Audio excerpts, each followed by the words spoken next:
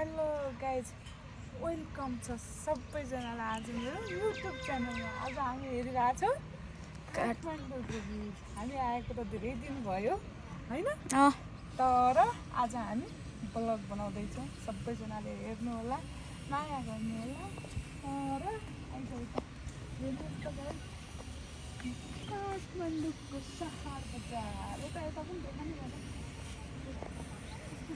राम्रो छ नि, मलाई त मन परेन त।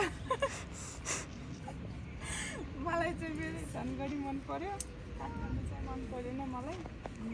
हजुरलाई कस्तो लाग्छ भन्नु होला। म घुमेको त छैन होइन, हामी कहाँ घुमेछौँ, घुमेको त छैन। तै पनि मन चाहिँ परेन। अनि मेरो छोरी उता खेलिरहेछौ, बब्बलसँग खेलिराखेछौ, बब्बलसँग खेलिराखेछ। हामी कता छौँ आज? काठमाडौँको घरको छतमा। छतदेखि के गरिरहेछौँ? काठमाडौँ हेरिरहेछौँ। के गरिरहेछौँ? काठमाडौँ हेरिरहेछौँ हो कि नै भन त? ओके गाइस, हामी बजार सजार गएको छ भने चाहिँ बिस्तारै हालौँला होइन।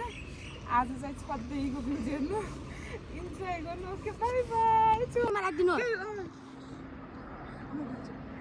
गाइज हेर्नु त, एरोप्लेन पनि कति नजिकबाट आइरहेछ। वानमा